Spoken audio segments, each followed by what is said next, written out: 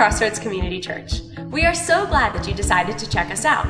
You are invited to visit us in person at 9 or 11 a.m. on Sunday mornings. If you would like to partner with us in our mission to connect others with God, you can visit us on our website at www.crossroads.cc and click on the Online Giving tab. We hope you enjoy this sermon from our most recent service.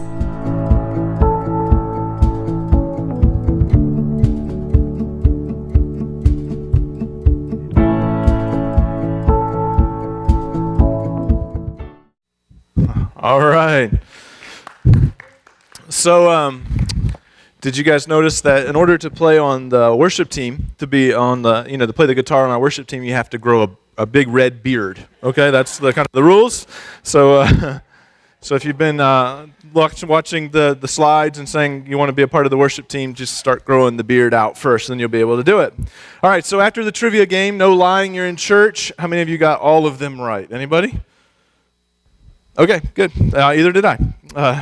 Didn't get any of them right either. But anyway, next weekend, we're starting a new series called Who Needs Christmas? Kind of one of those thoughts that, you get to this time of the year and it's trees, it's lights, it's shopping, it's malls, it's parties, it's all of this kinds of stuff, and you just kind of get to a point where you're like, who really needs all of this, okay? And so we're going to talk about who needs Christmas starting next weekend. So come back, bring a friend with you, invite somebody to come with you. All right, we just celebrated Thanksgiving, so I thought it would be fun. I hope you'll take some notes today. I thought it would be fun to talk about a word, and the word is ingratitude. I thought it would be fun to talk about the word ingratitude. Ingratitude, very few things in life sting like ingratitude, like feeling unappreciated. And the reason why is because when you experience somebody who's being ungrateful towards you, the first thing that you think about is like, well, I deserved it. It's like the exact opposite of what you think you should be getting in that moment. Like I should be getting some thanks, or like at least maybe like some kind of expression of gratitude. But when you put yourself out there, so you put yourself out for them, or you sacrifice for them, or you raise them, you know what I'm saying? And you expect some kind of like expression of gratitude back, then it stings. It stings. So would you agree with me that ingratitude not only stinks, but it stings? How many of you would say you agree with that? Everybody agrees. Okay. All right. So let's talk about the word ingratitude. Here's the interesting thing about the word ingratitude, or that idea of ingratitude. You can write these notes down. The recipient is always aware. So if you're experiencing ingratitude, someone's being ingrateful or ungrateful towards you, it's no mystery to you, is it? If you live with somebody in your home who's ungrateful, it's blatantly obvious to you. It's no mystery to you at all. You're always aware. The recipient is always aware. But here's the really interesting thing about it, is that the initiator is rarely aware. So the recipient is always aware. The initiator is rarely aware. In other words, you've probably experienced this in your life. You're in a relationship and you're just kind of going along the way, and out of the blue, the person says to you, I just don't feel like you appreciate me. And you're like, what? What? Anybody experienced this before? Like, how many of you would say someone's called you ungrateful before? No, don't raise your hand. Don't raise your hand. How many of you have been 13 before? Then you can raise your hand. Okay, so you've experienced this before. But when somebody says you're ungrateful, and you got this moment where they're saying or expressing to you that they feel like you've been ungrateful, as the initiator, the first thing that you think of is, no, I'm not. No, I'm not. And you begin to think about all the feelings inside of you of gratefulness that you have towards the person. Like, I'm extremely grateful for you. The problem is that it hasn't been expressed. So there's this huge disconnect between the person who feels like there's been some source of ingratitude, and then the person who doesn't feel like they've actually been ungrateful, that they've actually been grateful. There's this feeling of being grateful. It just hasn't been expressed. And so, again, gratitude and ingratitude are relationally determinative. That's not a word you use very much, but in other words, the gratitude or the ingratitude that somebody has or that you have in a relationship or that we have, it actually drives the direction of the relationship that we're actually in. It determines the health of the relationship, how much you're willing to give to the relationship. It's determinative. The gratitude and the ingratitude is determinative. And so today I want to talk to you about this lesson of gratitude, and it's in the book of Luke. And I love the book of Luke. I think it's so cool. If you read the very beginning of Luke, he kind of says there's all these stories, all these people that I know who know Jesus, who have told me these stories about Jesus. And so what Luke is, he says, I'm a guy that's detailed, and I like to put all of these stories down in chronological order. All these stories of all the people that I've heard in my life, friends that I have, they've talked about Jesus, and I've heard all these stories. I want to put them down in order. Maybe Luke met Jesus, we're not exactly sure, but he begins to put down these ideas of who Jesus is and these stories about who he is, and then kind of get to this disconnect of gratitude and ingratitude. It's in Luke chapter 17, verse 12. So follow along with me. It'll be on the screen. You can look on your app. Some of them are in your worship guide as well. So it says this in verse 12. Now on his way to Jerusalem, Jesus traveled along the border between Samaria and Galilee. So just kind of step back for a moment just to kind of put yourself on a map. Galilee was up in the north. Judea is in the bottom, the south, and in between them is this town of Samaria. We've talked about Samaria a lot before. There was some racial tension. The Jews and the Samaritans didn't really get along with each other. There was that racial tension.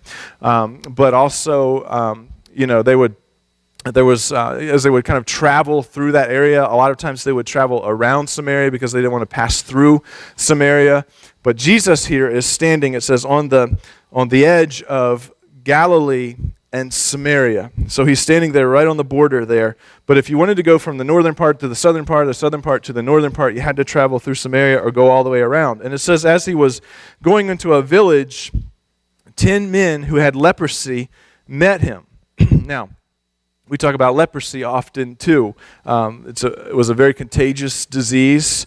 It's curable today, but it wasn't then. In fact, I read a statistic this week that said over the last 20 years, 16 million people have been cured of leprosy in the last 20 years. In this day, it wasn't so much.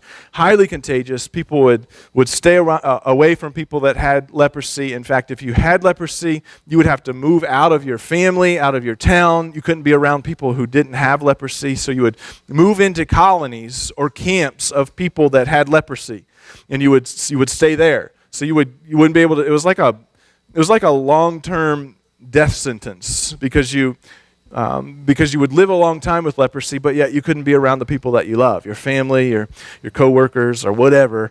You couldn't be around any of those people, your kids. You couldn't be around them. You had to be in a whole other camp with other people who had leprosy. And there was the stigma that at that time that God was punishing you because you had leprosy. That was the reason why you had it. We know that's not true, but it says they stood at a distance. So there's these 10 men with leprosy. They stand at a distance and they call out in a loud voice to Jesus, "Jesus, Master, have pity on us."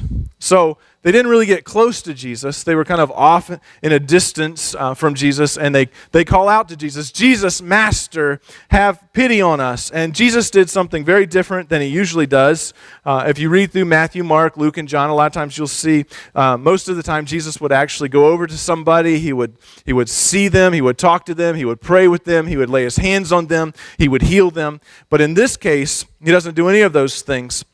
He sees the lepers. They call out to him, "Jesus, Master, have mercy on us." And it's like Jesus doesn't even break his stride. He keeps walking, and he says to them, "Go show yourselves to the priests," in verse 14. So he doesn't go over to them. He doesn't go talk to them. He just kind of screams out. As they scream to him, they yell to him, "Jesus, Master, have pity on us." And he screams back to them, "Go show yourselves to the priests." I kind of imagine them saying, "What did he say about a feast? What did Jesus say about smelly feet? What is he saying now? Go show yourself to the priest." Now, there's a lot of things in the story that kind of are unknown for us and things that we wouldn't pick up on. So let me just share a couple of those. Number one, in the Old Testament law, if a person had a disease, that would cause them to live outside of their family and to be in some other camp where they couldn't be around other people, if that disease got better, or if they got healed of that disease, or it was starting to get better, and there was an opportunity for them to go back into society, they had to go to a priest. I mean, imagine this. I'm so thankful I don't have to do any of these kinds of things. And the priest would give them just a good physical. Kind of like, say, does this hurt? Or, like all this kind of stuff. And the priest would then give a clean bill of health. And if the priest gave a clean bill of health, then they could go back into society. So this was like, by law, as a leper or anybody else that had to be outside of the camp, in order for them to go back into society, they had to go see a priest, and the priest had to kind of say, yeah, they're good, they've got a clean bill of health, and they can go back. Number two, we don't know how far the priest was from where they were. So if the priest was in Jerusalem, where they are right now on the border of Galilee and Samaria, it would have been about a 2 or 3 day journey for them. So he's saying, go show yourself to the priest. And it's like, well, where is the priest? Is he an hour away? Is he a mile away? Is he 6 miles away? Is he 2 days away? How far away is he? Well, I tend to think, because of what happened in the story, that he was actually farther away, potentially maybe in Jerusalem, and this was going to be a 2 or 3 day journey. And these 10 men were going to walk this journey. Imagine that, showing up to the priest, 10 men who once had leprosy but are now cured of leprosy standing before him. That would have gotten some attention, wouldn't it? They said, how did this happen? Well, we yelled out to this guy, Jesus, and he yelled back to us, and here we are. We're healed. So, number three, for you to commit to this, to commit to take a 2 or 3 day journey, would have been a huge trust and confidence of who Jesus was. If Jesus said, go show yourself to the priest, and that meant you had to walk potentially 2 or 3 days, that was a huge step of faith. I mean, there was a lot of confidence in who Jesus was and what he said in this moment. So I kind of imagine these guys looking at each other saying, well, what are you going to do? I don't know. What are you going to do? I don't know. What do you want to do? Well, we don't have anything to lose. Let's just go ahead and take the walk. And so they start to make the walk. In verse 14 it says, and as they went, they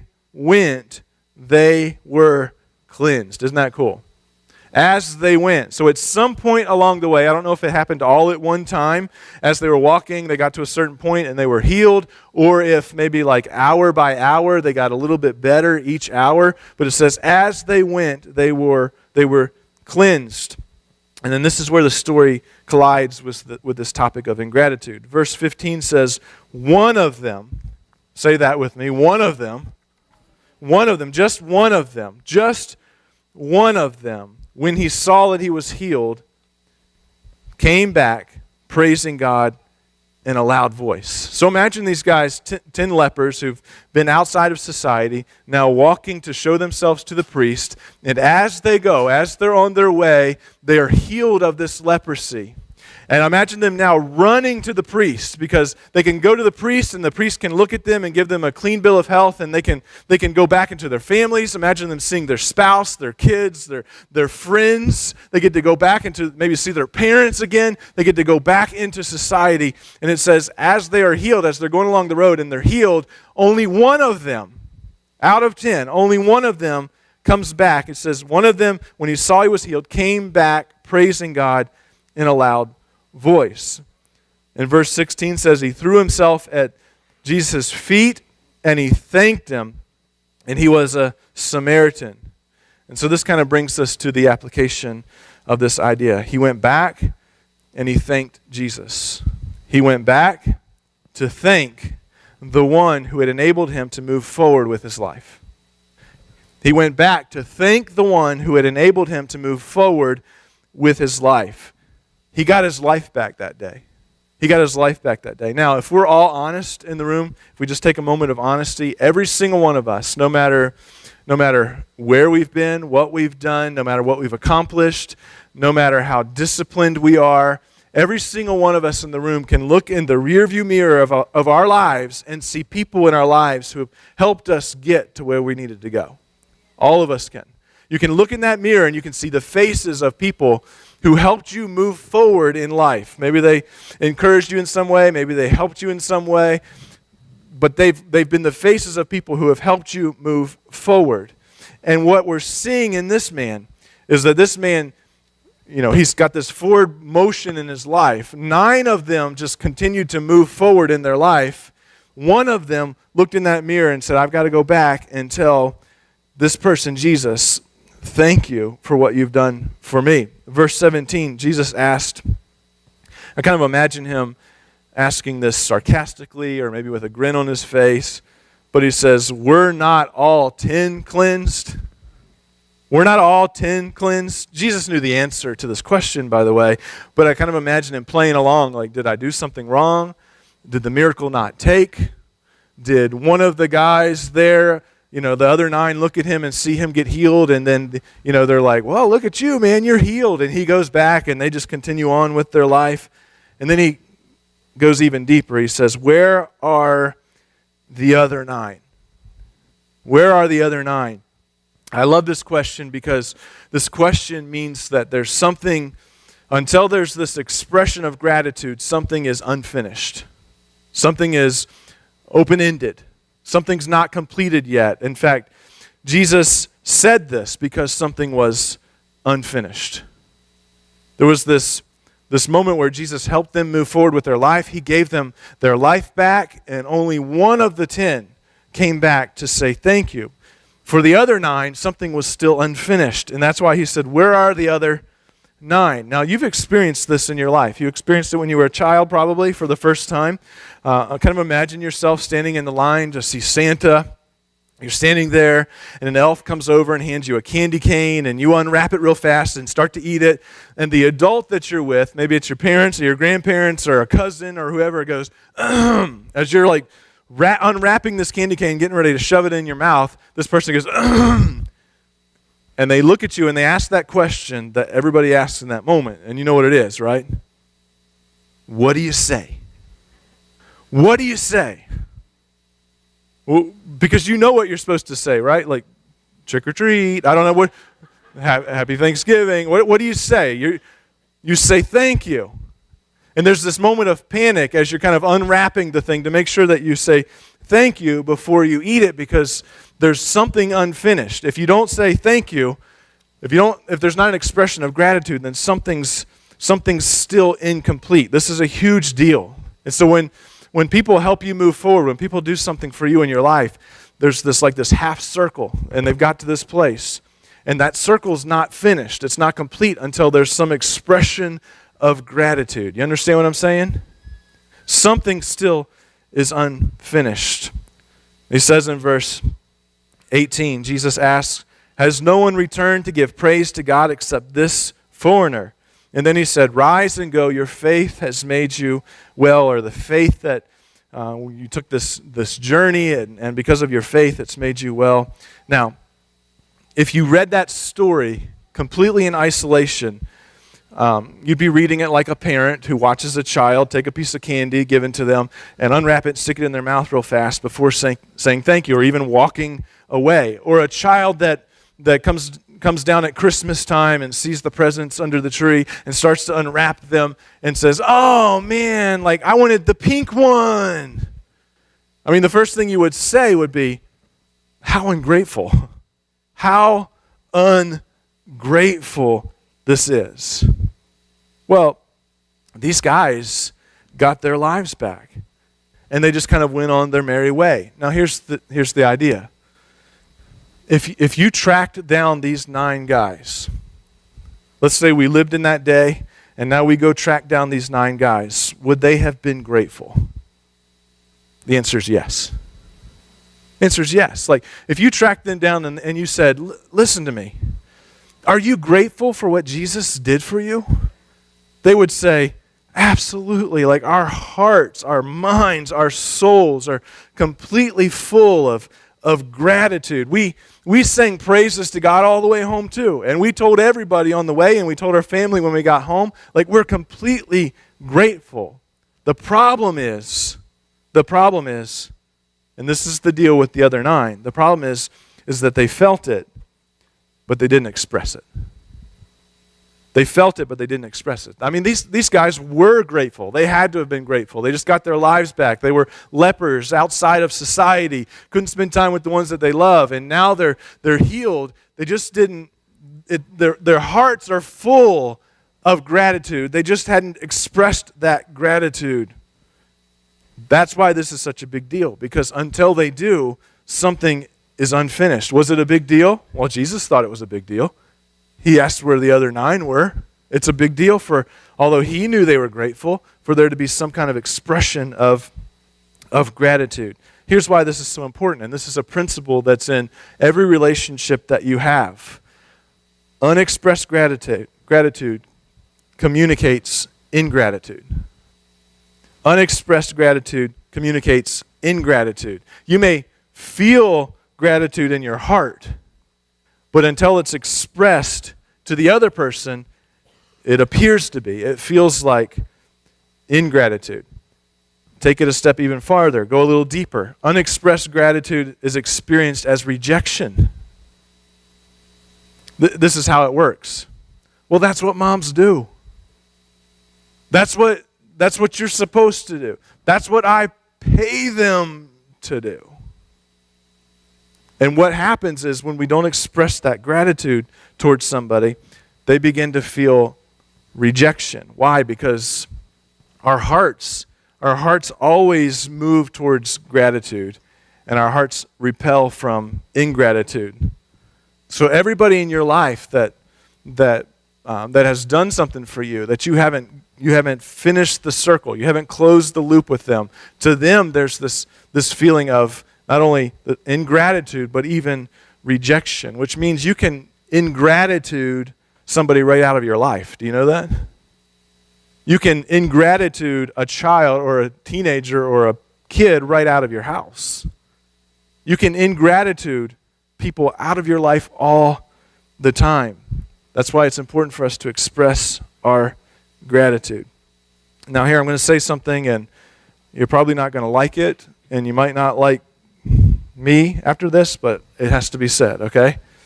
Over time, unexpressed gratitude could indicate something. It could indicate an inflated view of yourself. If it's hard for you to say thank you, if it's hard for you to sit down with somebody and say, I really, really am thankful for the way you did this, or how you did this, then you have to ask yourself why. Because you're smart enough to know that you didn't get where you are today on your own. You didn't get there on your own. So why don't you ever say thank you? And if you have a hard time saying thank you, or people around you often feel unappreciated, then the problem could potentially be you or us. And here's what expressed gratitude does. It closes the loop. So Jesus says, where are the other 9? In other words, something is still unfinished, because that expressed gratitude is what actually closes the loop. And once that loop is closed, then you've accomplished what you're supposed to have done. The bottom line is, it isn't enough to feel gratitude. You got to express it. That's what this lesson is about. It isn't enough just to feel gratitude in your heart and to keep it in your heart. You've got to express it with somebody. And you might say, well, I'm an introvert and I don't typically say thank you and I don't know how to do that. Well, you better figure it out. You better figure it out. Do you want to be the one who comes back and says thank you, or do you want to be one of the 9 who just kind of, there's gratitude in their heart, but they don't express it? And so, kind of as we close, let me ask you a couple questions, and I'm going to try my best to kind of bring some faces and names to mind. But let's be real for just a moment. And some of you are struggling a little bit right now because you're sitting beside the person who has expressed ingratitude towards you. Okay? So you're probably saying, I'm so glad that Pastor talked about that because he needed to hear it. She needed to hear it. They needed to hear it. And here's kind of what I've been thinking about If I were you, I would say that was great. It was right on. I understand the message of what Jesus is trying to say to us. But if I express gratitude now, like this afternoon or tonight, then they're going to, especially if the person's here, you're going to say, well, the only reason why they know I expressed that gratitude was because the pastor talked about it today. Okay? Anybody feeling that in the room right now? Okay. So what that is pride. And so kind of look at the flip side. If the person is in the room sitting beside you and they do feel a sense of ingratitude, and then you don't express that gratitude to them today, guess what? It stings even more. It hurts even more. And so just go ahead and buy into it. It's a lesson that Jesus gives us. Just go ahead and buy into it and express the gratitude today. It's okay that nobody thinks it's your idea. The person knows you already and knows that it's not your idea. So just go with it, okay? Just go with it and express gratitude today, and they'll be so appreciative of it. So here's a couple questions for you, 3 questions. Number 1, who do you often take for granted? Who do you often take for granted? Like, that's what they're supposed to do. That's what wives do. That's what husbands do. They're supposed to provide like that. That's what bosses do. That's what employees do. That's what grandmas do. Who is it that you've really taken for granted? Second, who do you need to close the loop with? Or with whom do you need to close the loop with? Like, they've done their part, and the circle is like halfway there, but you haven't closed the loop with them yet. And so it still is incomplete, it's still unfinished, and you need to do that. Who do you need to close the loop with? And number 3, who are you grateful for in your heart, but your actions and your words need to show how thankful you are? In other words, who are you grateful for in your heart? Like if Jesus said, are you grateful for your mom? Are you grateful for your dad? Are you grateful for your spouse? Are you grateful for your kids and your grandma and your employee? You'd say, yeah. Like, all of those feelings of gratefulness are in your heart. They're all there. But have they heard it from your lips? And have they seen it with your actions? Don't you want to be the one? Don't you want to be the one? So here's the homework. And again, this is a challenge. Nobody's going to grade your homework next week when you come back.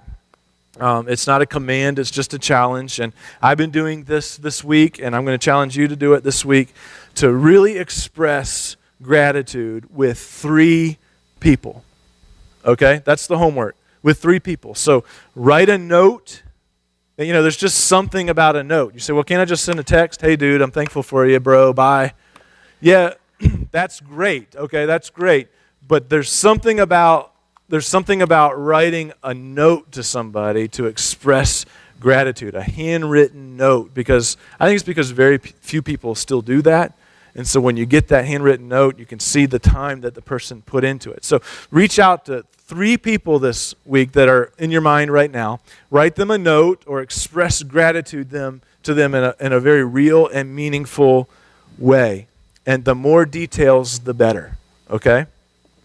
The more details, the better. Dear Mom, you're the best. Love, Aaron. That's great. But how about, Dear Mom, I love it when you always do, and thank you for never doing, and you get it, right? More details, the better. So 3 people, because here's what I know about you. Okay, I don't know every single one of you, but I just believe this about every single person in the room. Every single one of you have gratefulness in your heart towards those people. You can look in the mirror, rearview mirror. You can see those people in your life that have helped you move forward. I know that every single person in this room, that gratitude is in your heart. Now it's our job to express it, because feeling it isn't enough. You've got to express it. So 3 people who you can say, I wouldn't be where I am today without you. Thank you. Thank you. Will you do it? Will you do it? Yes? All right, let's pray. God, thank you for just your incredible love for us. And God, thank you for just this moment for us to even come to you as our Savior and Lord and say to you, thank you for your love for us, for loving us so much that you gave your life for us, that you were willing to sacrifice your own life because you didn't want heaven without us, God. We thank you for that. And God, as we think about those in our lives that have helped us get to where we are today, it wasn't because we're so talented or so great at what we do or so disciplined. All that played a part, but God, it's because people have helped us move forward. And so, God, we ask that you would just put on our hearts and our minds the names of 3 or even more people who we need to go back to and close the loop with and say thank you to them. So God, we ask you to help us do that this week, and that you would honor those letters, those expressions of gratitude, and that you would use them, even if we haven't seen the person in decades. But God, help us to have the courage to do what you've called us to do and close that loop this week. In Jesus' name we pray. Amen. Amen. Well, I wanted to remind you all about our next Sunday evening. We have a Christmas party here at 6:30, and I'd love for you to be a part of that with us. We're going to have snowball fights and pie and games. We've got 2 families here that are going to go against each other in Family Feud. That's going to be a lot of fun to watch. And we're going to have family photos that you can take. There's going to be all kinds of great things for all ages. So come and be a part of it with us. You like pie, don't you? You haven't had enough pie yet, have you? We got all kinds of pies coming, and we're just going to celebrate together. Next Sunday night, family party, 6:30 here. And I hope that you'll be here with us right here in this room. If you would give an offering today, you can give by going on your app and giving in just a few seconds, 10 seconds or less. You can give by placing an offering in the 2 black boxes in the back of the room, or going on our church website and giving. But continue to give to help us continue to grow stronger as a church and to do what God's called us to do. But thank you for being here. And we wanted to end this service a little bit different. We wanted to end this service because it is now Christmas time, and so we wanted to sing together a Christmas song as our closing song, and so we're going to do that together. Thank you for being here. Don't leave until the song's over. Sing this with us, and we'll see you next weekend.